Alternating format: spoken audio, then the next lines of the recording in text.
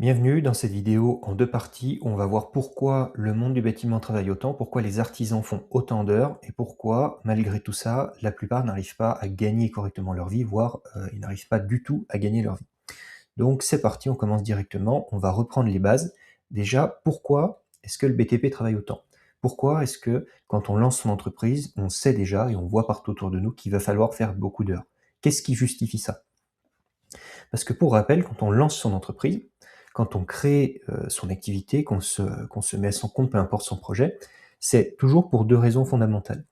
La première qui supplante les autres, c'est la liberté. C'est-à-dire pas forcément, faire tout ce qu'on veut quand on veut, mais c'est la liberté de pouvoir s'organiser comme on le souhaite. De pas être payé à l'heure, d'être payé à la tâche. Donc si on veut, prendre des vacances quand on en a envie ou prendre des après-midi, des journées pour sa famille, pour soi, peu importe. Donc voilà, la liberté d'agir comme on veut. Ça, c'est déjà une qualité de vie énorme quand on peut l'obtenir.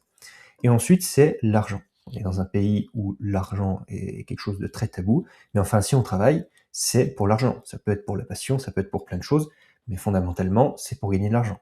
Quand on se lance à son compte, c'est pour gagner plus d'argent que si on était employé. Donc liberté, argent.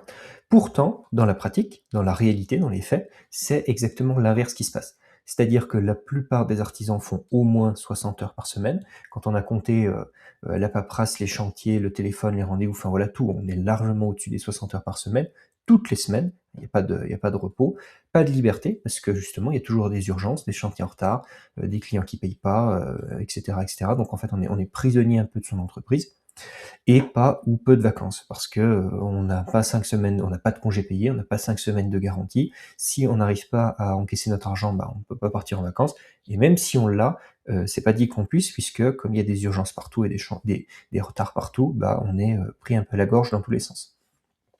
Et côté revenus, bah, la réalité c'est que l'immense, majorité, pour pas dire toutes, parce qu'il y a quand même quelques artisans qui s'en sortent bien, mais dans la plupart des cas, le revenu, il est loin d'être à la hauteur de ce qu'il devrait être. La, majorité des artisans, j'ai pas trouvé les statistiques exactes, mais je pense un bon 80 n'arrivent pas à se payer, par rapport à l'argent qu'ils génèrent. On verra ça dans la deuxième partie de la vidéo. Aujourd'hui, on va se concentrer sur la valorisation, vraiment. La trésorerie tendue, donc ça rejoint un peu ce qu'on vient de voir, c'est-à-dire que même si sur le papier on fait de l'argent, même si on travaille, même s'il y a des chantiers, l'argent il n'est pas forcément sur le compte, il est éparpillé un peu partout. Et on a du mal à se payer, on a du mal à assumer un peu, enfin on n'a pas une entreprise sereine. Voilà.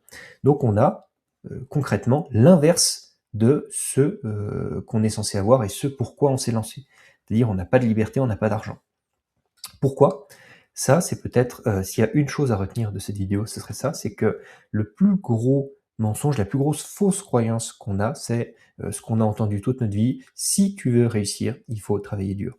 Vous avez dû l'entendre des milliers de fois, que ce soit quand vous étiez enfant, à l'école, avec vos patrons, on vous dit toujours, «Si tu veux réussir, faut travailler dur». C'est complètement faux. Si vous avez la bonne méthode et que vous travaillez dur, OK, vous aurez des résultats. Mais fondamentalement, c'est pas le fait de travailler dur qui va vous amener des résultats. Si vous n'avez pas la bonne recette et que vous la faites encore et encore, vous aurez jamais le bon résultat. Tout ce que ça va vous amener, c'est du surmenage. Vous allez casser votre santé, vous allez casser votre morale et vous allez vous massacrer sans avoir aucun résultat. Pour parler concrètement, un artisan, en général, quand il se lance à son compte ou un peu importe le domaine, mais là, en l'occurrence, dans le BTP, on est motivé, on veut se lancer, on veut faire des heures, donc on y va, on fonce tête baissée. On prend des chantiers par-dessus la tête, on enchaîne les heures, il y a pas de résultat, mais c'est pas grave et au bout de, 1 mois, quelques mois, une année, on va se dire: «Bah, c'est bizarre, j'ai pas de résultat. Malgré tous les efforts que j'ai faits, j'ai pas de, j'ai pas d'argent, j'ai pas de liberté, enfin voilà, j'ai pas ce pourquoi je me suis lancé». Et là normalement, la chose à faire, c'est de se dire: «Bon, OK, j'arrête tout, je prends du recul et j'analyse ce qui se passe». Mais dans la pratique, on n'a jamais le temps, on n'a pas le temps de prendre du recul parce que la machine est lancée, il y a toujours des fins de mois à payer, il y a toujours des choses à faire et donc ce qu'on fait, parce que c'est ce qu'on nous a toujours dit de faire, c'est: «Bon, bah, je vais travailler encore plus» et on remet, encore une fois, on remet de l'énergie là-dedans. Donc à la fin d'une année, vous avez beaucoup travaillé, vous avez fait les efforts, vous n'avez pas eu de résultat. Donc la dernière chose à faire, c'est de refaire la même chose l'année d'après. Pourtant, c'est ce qui se passe. Dire: «OK, bah, je vais travailler encore plus et je vais me sacrifier encore plus pour avoir des résultats». Mais on vient de voir que, la quantité de travail et la qualité de travail, c'est pas la question, ça vous le donnez déjà. Si vous n'avez pas de résultat, C'est pas en faisant plus de quelque chose qui marche pas que ça va régler le problème. Ce qu'il faut, c'est pas travailler plus, c'est travailler mieux. Et pour avoir une entreprise qui tient la route, il faut 3 compétences. Le savoir-faire, on va y revenir, enfin on en a déjà parlé, et surtout la valeur, la valorisation, c'est-à-dire créer de la valeur perçue, vendre vos prestations, et la gestion, c'est-à-dire être capable de délivrer, de vous organiser pour maîtriser votre entreprise et justement ne pas être l'esclave de votre société, mais la maîtriser et avoir du temps libre. Donc le savoir-faire, le travail, c'est votre diamant brut, hein, c'est votre valeur brute. La valeur, c'est ce qui va vous apporter de la rémunération, donc trésorerie, etc. Mais en gros, rémunération. Et la gestion, c'est ce qui va vous permettre de délivrer, ça va vous apporter de l'organisation.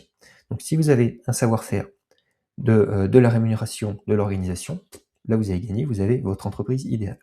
Mais alors pourquoi ça ne se passe pas comme ça dans la vraie vie? Bah, c'est ce qu'on va voir tout de suite.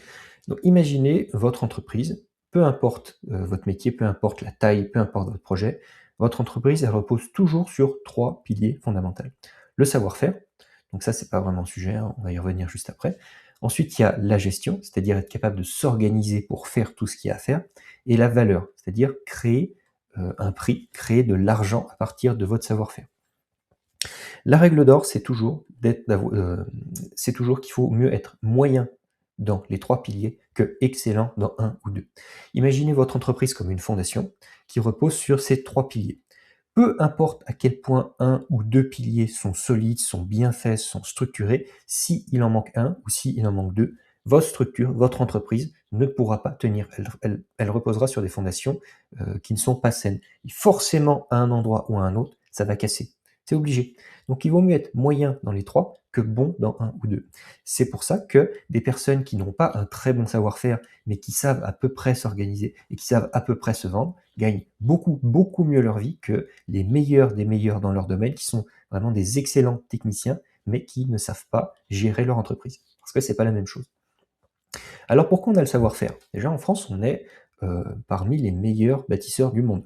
On a vraiment un grand savoir-faire dans le BTP. La plupart des leaders mondiaux, ce sont des boîtes françaises. Vinci, Colas, Bouygues, Potin pour les grues, Eiffage, j'en oublie d'autres, Altrad, etc. Enfin voilà, dans le monde du BTP, on a plein de leaders mondiaux, on a vraiment un gros, gros savoir-faire là-dedans. Ce qui fait que, pourquoi on a un savoir-faire? C'est tout simplement parce qu'on l'apprend. En général, on commence avec un apprentissage. Donc on fait un peu de théorie, on fait des stages en entreprise, voilà, on apprend les bases, les fondements. Ensuite, on commence à travailler, on fait soit des apprentissages, soit des contrats, enfin soit on commence la vie active. Donc on a déjà une petite base de travail. Ensuite, avec nos employeurs, avec nos collègues, ben, on va regarder comment ils font, on va apprendre, on va s'imprégner de l'expérience et on va devenir de plus en plus autonome. Et après, quand on est autonome, quand on se lance à son compte ou quand on est autonome en entreprise, bah, on va continuer d'emmagasiner l'expérience, d'avoir de plus en plus de responsabilités, gérer des chantiers de plus en plus gros. Et c'est ça qui fait qu'au bout de plusieurs années, en général on va dire 10 ans, on va devenir un vrai expert dans ce qu'on fait. On va devenir un vrai maître artisan et on sait ce qu'on fait. Et c'est juste ça qui explique qu'on a un bon savoir-faire. Et pourquoi on ne sait pas gérer, pourquoi on ne sait pas valoriser notre prestation, notre entreprise? Bah, parce que à l'inverse du savoir-faire, on ne l'a jamais appris. Est-ce que à un seul moment dans votre vie d'écolier, au collège, au lycée, et après, peu importe, est-ce qu'une seule fois, vous avez un professeur ou quelqu'un du corps enseignant qui vous a encouragé à lancer votre entreprise? Non, ça arrive jamais. Est-ce qu'une seule fois, on vous a appris comment gérer une entreprise? Pas de la théorie ou un truc, bidon. Est-ce que concrètement, on vous a montré comment gérer une entreprise du bâtiment? Non, parce que de toute façon, personne ne sait comment le faire.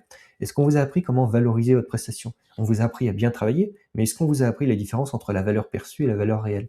Non, encore une fois, parce que personne ne sait le faire. Donc, vous sortez de l'école, vous n'avez jamais rien appris sur la gestion et la valeur. Quand vous commencez à travailler, même chose, votre employeur, vos collègues, ils ne vous apprennent jamais comment passer des commandes, comment négocier des prix, comment gérer une entreprise, etc., etc. Ça n'arrive absolument jamais. Ce qui fait que quand vous lancez votre compte, quand vous lancez votre compte, quand vous lancez votre entreprise, du jour au lendemain, au premier jour de travail, donc vous êtes un technicien expérimenté et on vous demande d'être un dirigeant d'entreprise et un commercial autonome et performant au premier jour, alors même que vous n'avez absolument jamais vu ni appris comment faire. Donc c'est impossible que ça marche. Et la conséquence, c'est que, bah, les chantiers vont s'enchaîner, vous allez faire un peu ce que vous apprenez sur le tas, voilà, faire toutes les erreurs que tout le monde fait. Et quand il va y avoir des difficultés, c'est-à-dire du manque d'argent, du manque de temps, du manque de tout ce qu'on connaît, le réflexe, qu'est-ce que ça va être? Au lieu de se dire: «Bon, bah, je vais apprendre, la gestion et la valeur», on ne sait pas qu'il faut apprendre ça. Donc sur le moment, tout ce qu'on va se dire, c'est: «Bon allez, bah, je retravaille plus dur, je remets une pièce dans la machine et c'est reparti». Et c'est ça le schéma, en fait, que les entreprises subissent. Donc on travaille dur, on n'a pas de résultat, bon, bah, c'est pas grave, on va travailler encore plus dur, on n'aura toujours pas de résultat, bon, bah, on continue. Et au bout de 1, 5, 10 ans, bon, bah, petit à petit, on apprend malgré tout à créer un peu de valeur. Et au bout de longues années de sacrifices, d'efforts, enfin voilà, de, de, de choses qui sont pas indispensables, hein, de souffrances inutiles, bah, on finit à peu près par maîtriser son entreprise et ça devient la norme. Et on se dit, ah ouais, mais si tu veux avoir une entreprise qui tient la route, il faut que tu traînes pendant 5 ans ou pendant 10 ans. Et c'est seulement à partir de ce moment-là, quand tu auras ta clientèle, quand tu seras connu, que tu pourras bien gagner ta vie. Non, c'est totalement faux. Ça, c'est le schéma des gens qui ont travaillé dur comme des malades, mais qui n'ont pas fait l'effort, enfin, personne ne leur a dit, c'est pas leur faute, hein, mais ils n'ont pas fait l'effort de connaître ce principe de gestion valeur et d'avoir une entreprise sereine sur 3 piliers. C'est justement le but de ces vidéos, le but de cette chaîne, c'est de permettre à tous les artisans d'avoir une entreprise sereine, solide et de gagner correctement leur vie et de valoriser au juste prix leurs prestations. Donc le sujet de la vidéo aujourd'hui, c'est la valorisation. On va voir concrètement, avec des exemples réels, concrets, qu'est-ce que c'est et comment faire pour valoriser ces prestations. Imaginons qu'on a 2 artisans, l'artisan A, l'artisan B, les 2 ont, exactement la même prestation à faire. Ils ont un travail d'une journée à faire. Ils ont les mêmes coûts fixes, ils ont, le même matériel, le même client, enfin voilà, c'est exactement la même chose. Il y en a un, c'est le meilleur absolu dans son domaine. C'est vraiment un orfèvre, enfin voilà, c'est le meilleur. L'autre, il est bon, c'est pas le meilleur, mais il fait du bon travail, voilà. Les clients sont contents, quoi, mais il a pas d'avantage, qualitatif sur l'autre. C'est, on va dire, l'artisan moyen parmi les bons artisans. D'après vous, qui c'est qui gagne le plus? Qui va gagner le plus d'argent entre les deux? Eh ben, on n'en a aucune idée. On ne peut pas savoir. Parce que comme on l'a vu juste avant, dans les premiers schémas, c'est pas la qualité du travail ou la quantité de travail que vous allez faire qui va définir combien vous allez gagner. C'est uniquement la qualité de votre gestion et de votre valorisation. Donc celui qui va le plus gagner, c'est pas celui qui fait le meilleur travail, c'est celui qui va le mieux valoriser son travail. Alors attention, bien sûr, si celui qui fait un meilleur travail, c'est enfin, si les 2 artisans savent se valoriser de la même manière, celui qui fait une meilleure qualité pourra se valoriser un petit peu plus.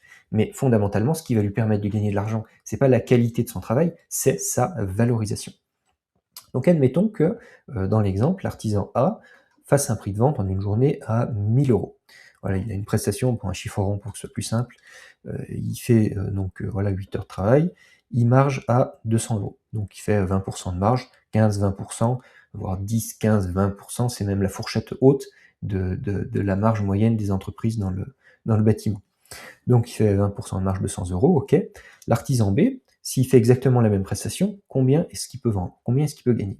Bah, on ne sait pas, il n'y a pas de limite, hein. Il peut très bien se vendre à 500 comme il peut se vendre à 2 000, hein, parce que, encore une fois, c'est, simplement la valeur perçue qui compte et pas la prestation intrinsèque.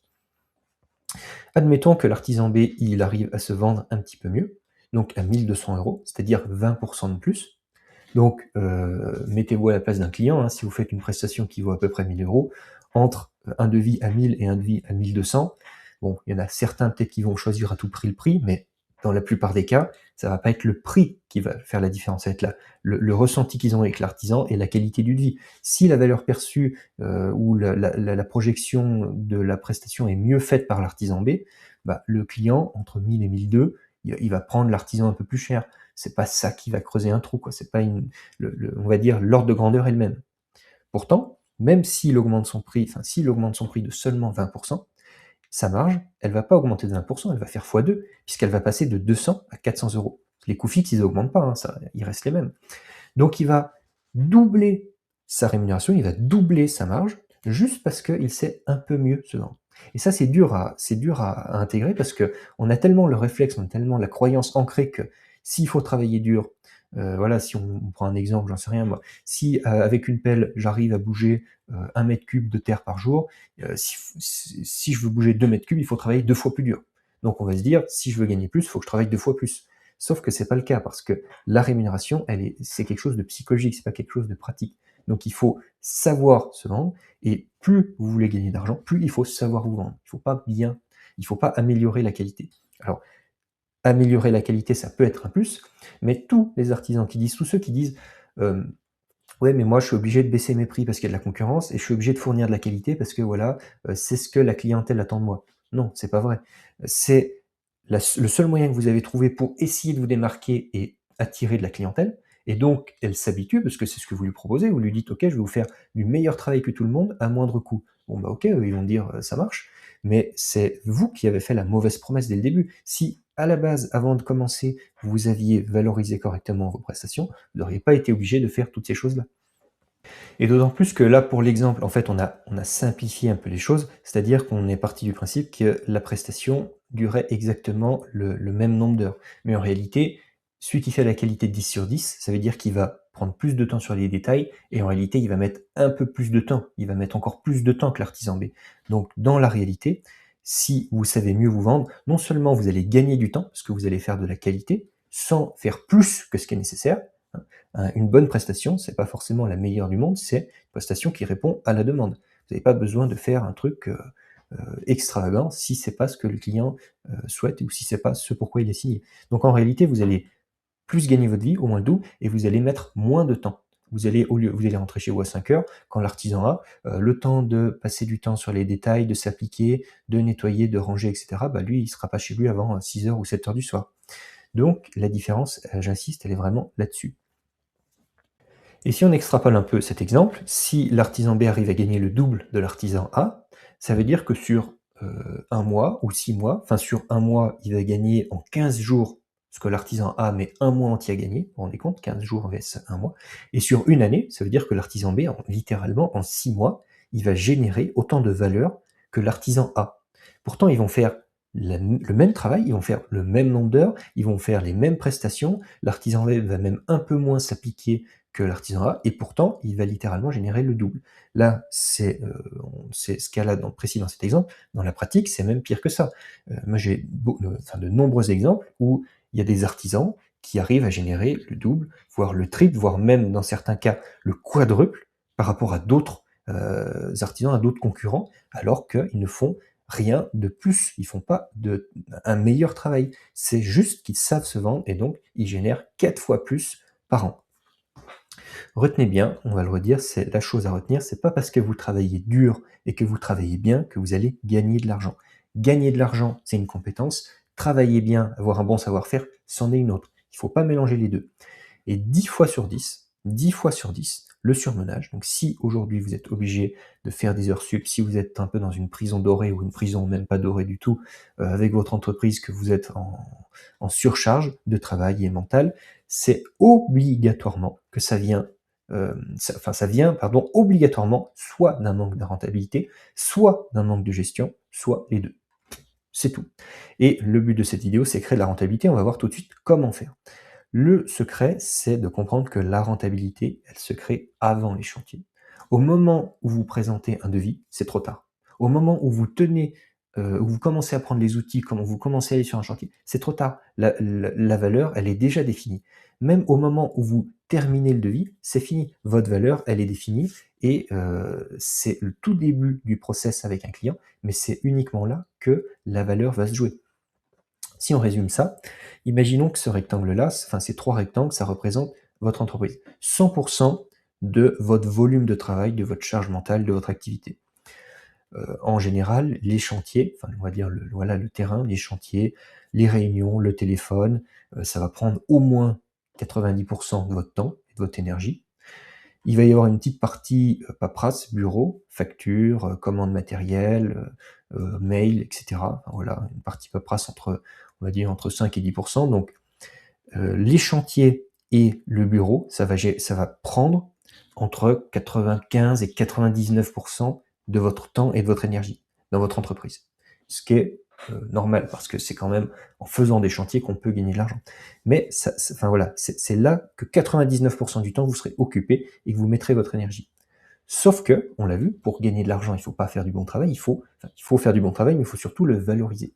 Et 100% de la valeur, pas 40, pas 50, pas 60, 100% de la valeur, vraiment 100%, j'insiste, elle se trouve ici, au moment du chiffrage, au moment des devis, au moment où vous travaillez sur votre valeur. Et ça, il y a pratiquement personne qui passe du temps là-dessus. Et c'est juste pour ça que vous ne gagnez pas d'argent. Si votre devis, un devis, c'est pas juste un bout de papier, hein. Le devis, c'est ce qui va permettre au client de s'engager avec vous. C'est aussi ce qui va lui permettre de voir combien ça coûte. Et de votre côté, c'est ce qui va vous permettre de voir combien ça vous coûte, combien ça vous rapporte, et combien de valeur, combien d'argent vous allez gagner par chantier, par prestation, etc.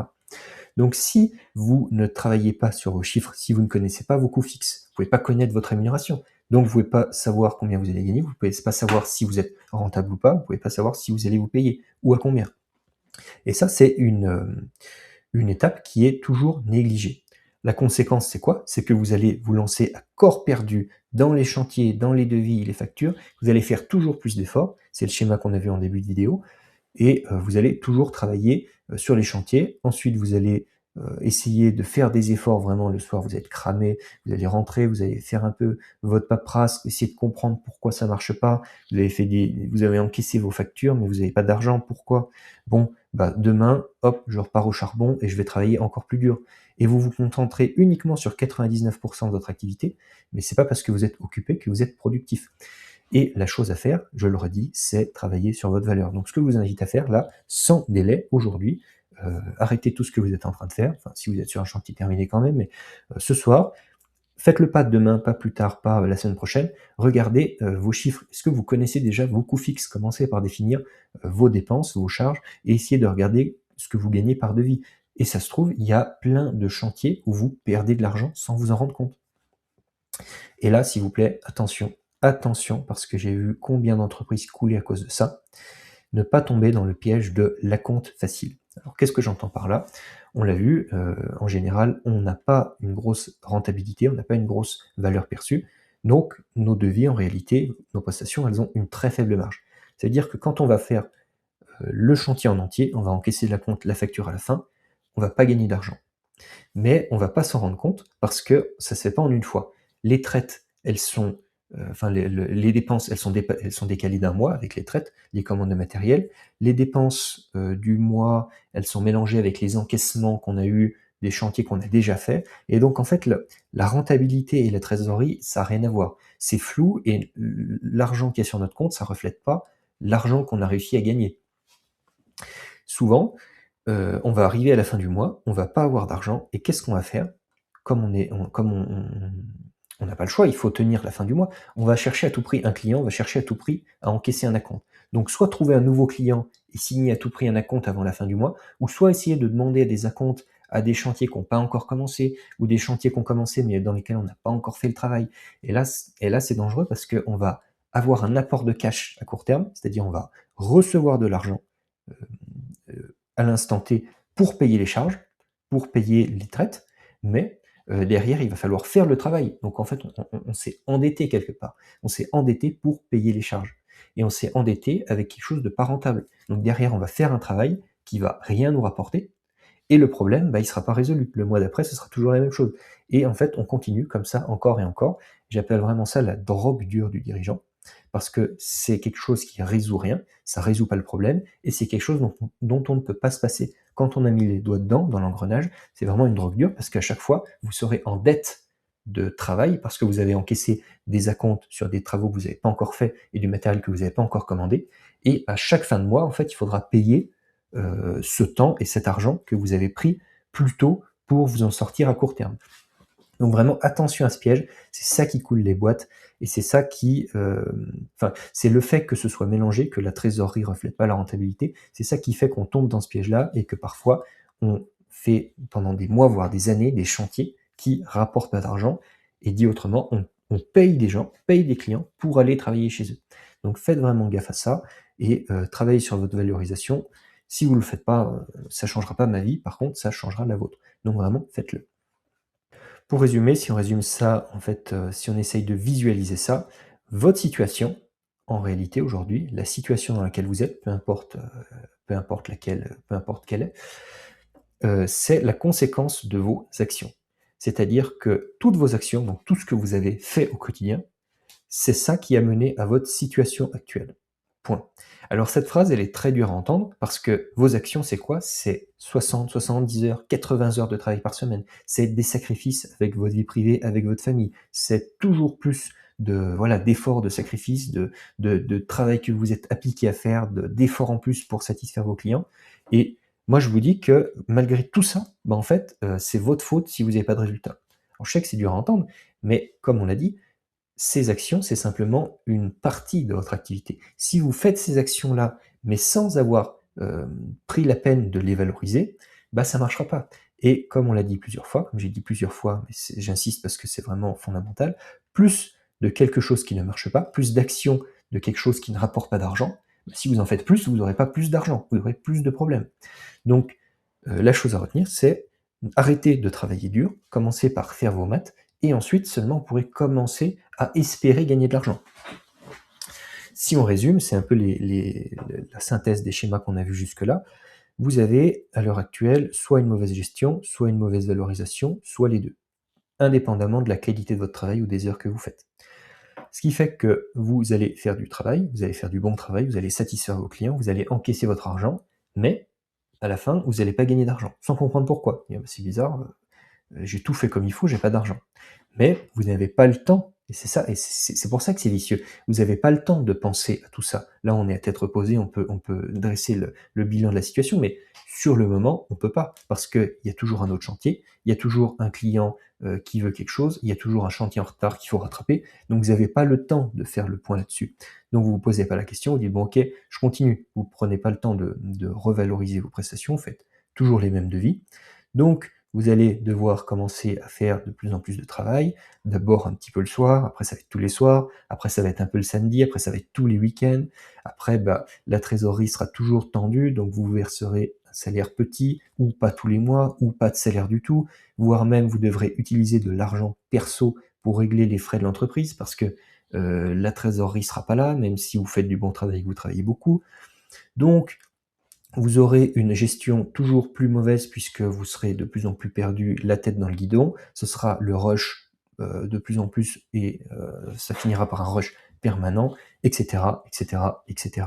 Et si vous ne changez rien, rien ne changera. J'entends sans arrêt des artisans qui viennent me voir, où on fait le point là-dessus, disent oui mais là, moi j'ai pas le temps, oui mais là, on verra plus tard. Écoute, euh, regarde un peu ce schéma, regarde, on a fait le point sur ta situation, on en a parlé ensemble.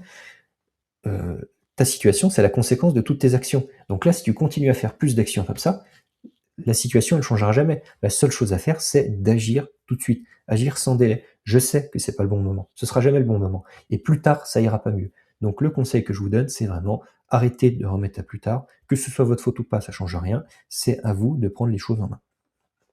Pour conclure cette vidéo, comprenez que travailler plus, ça n'est jamais la solution. Ça n'a jamais aidé personne. Plus de quelque chose qui ne marche pas, ça n'est pas plus de solutions, c'est plus de problèmes. Il vaut mieux, alors ça vraiment faites-le, je suis tombé dans ce piège aussi un nombre incalculable de fois, il vaut mieux refuser un chantier qui vous rapportera rien que de le signer parce que vous vous sentez coupable de ne pas prendre de travail et vous avez besoin d'argent ou parce que vous connaissez pas vos coûts fixes. Si de toute façon vous faites vos maths, enfin si vous êtes en difficulté, vous avez besoin d'une rentrée d'argent, il y a un chantier qui se présente, vous savez à peu près que c'est pas très cher. Vous le signez quand même à tout prix parce que vous dites bon j'ai besoin d'une rentrée d'argent. Ça ne sert à rien parce que même si ça vous permet de tenir ce mois-ci, ça vous mettra d'autant plus en galère le mois prochain ou dans 2 mois. Donc ça ne sert à rien. Restez chez vous, regardez la télé, faites ce que vous voulez. C'est pas un crime de pas travailler gratuitement, hein, parce que là c'est ça, hein, ça revient à travailler gratuitement. Passez du temps à chercher des meilleurs clients, passez du temps à revaloriser vos prestations, mais n'acceptez pas des chantiers qui ne vous rapportent rien. Je sais que c'est dur parce qu'on a un peu le syndrome de l'imposteur. On se dit bah attends, j'ai besoin de ça, donc qui je suis? Enfin, c'est un peu prétentieux de refuser du travail, mais soyez logique. Voilà, répondez pas à vos émotions. Et enfin, dernier point, le plus important, faites-vous aider. Ne faites pas tout ça tout seul. Que ce soit par votre voisin, votre famille, votre comptable, un concurrent, enfin peu importe, n'essayez pas de tout faire tout seul. Ce que vous avez fait jusqu'à maintenant, c'est ça, c'est faire, vouloir tout faire tout seul, mais on ne sait pas ce qu'on ignore, donc vous ne pouvez pas savoir, que ça ne va pas puisqu'on ne vous a jamais appris à maîtriser une entreprise, ce qu'on a vu en début de vidéo. Donc vous ne pouvez pas comprendre d'où vient le problème et si personne ne vous montre comment faire, bah, vous ne pourrez jamais avoir la solution. Et justement, si vous êtes un créateur ou un dirigeant d'entreprise, que vous vous reconnaissez de près ou de loin dans tout ce qu'on a vu jusque-là, vous pouvez réserver un appel 100% gratuit directement avec moi. Vous avez juste à cliquer sur le lien qui est dans la bio de ma chaîne YouTube. Vous aurez un rendez-vous de 20 minutes directement avec moi. C'est gratuit, ça vous engage à rien. Tout ce qu'on fera, c'est faire le point sur votre entreprise. Je vous montrerai comment appliquer concrètement ce qu'il y a dans cette vidéo à votre boîte et on fera un audit complet, 100% gratuit encore une fois, de votre entreprise pour voir quels sont les points, quels sont les leviers à améliorer pour vous, pour votre boîte, pour justement arrêter de galérer et avoir enfin des vrais résultats. Voilà. Merci à tous d'avoir regardé la vidéo jusqu'à la fin. Abonnez-vous, n'hésitez pas à vous abonner si le contenu vous plaît. On va vraiment voir, on va traiter tous les aspects de l'entreprise. Le but, c'est que avec toutes les vidéos, quand vous les avez toutes vues, vous avez 100% des connaissances et des compétences pour gérer entièrement votre entreprise et avoir des vrais résultats.